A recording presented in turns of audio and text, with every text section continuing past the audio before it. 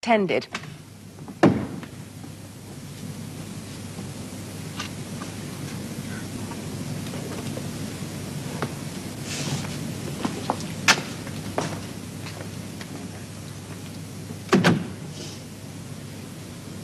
Didn't the blackmail work this time?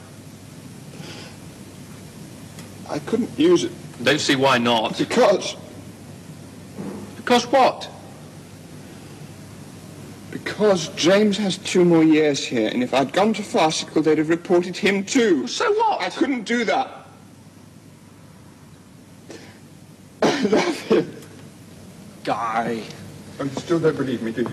I think you may think you're in love with him. Look, I'm not going to pretend anymore. I'm sick of pretending. I am never going to love women. Don't be ridiculous. Well, that's why Martineau killed himself. He'd known since he was 10, he told me. Well, I didn't know, at least. I wasn't sure until James. You can't possibly know a thing like that at 10. Or now. Oh, yes, you can. Look, it doesn't come as any great revelation.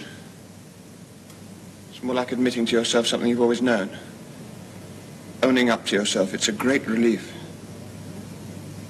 In some ways. All this acting it up, making a joke of it even to myself, it was simply a way of trying to pretend it wasn't true, but it is. Of course it's not. Oh, Tommy, when you get down to it, it's as simple as knowing whether or not you like spinach. Well, I can never make up my mind about spinach. Then perhaps you're ambidextrous. No, I am not. You see, you know. Well, you can't trust intuitions like that. Well, what else is there? Are you a communist because you read Karl Marx? No. You read Karl Marx because you know you are a communist. Well, I'm very sorry. Thanks, if that's how friends react. What do you want me to do, get a horsewhip? Not after Delahaye, thank you. Well, why Delahaye? Berkeley's lost his nerve. And Delahaye has a very whippy wrist. I apologize. Quite right. It was patronizing and unforgivable. But you couldn't help it, could you? Because in your heart of hearts, like Berkeley and Delahaye and Mingus and Sanderson, you still believe, in spite of your talk of equality and fraternity, you still believe that some people are better than others because of the way they make love. There's complete sexual freedom in Russia. That's not a lot of comfort at the moment, actually. Martineau killed himself because he simply could not face a lifetime of all that. You said it was a great relief knowing... I said, in some ways.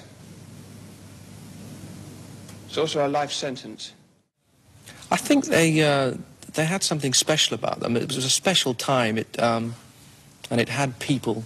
There were people there who had qualities which it's hard to see in people today. Like the character I play in this, Judd, has a real pure sort of idealism and commitment to an idea and a belief in the possibility of really bringing an idea to fruition, in this case, a revolution in England, which people laugh about now, you know, but it was, one could see that it was quite possible for people to actually really believe that it could happen then. Denison, the way you speak, you admire your character.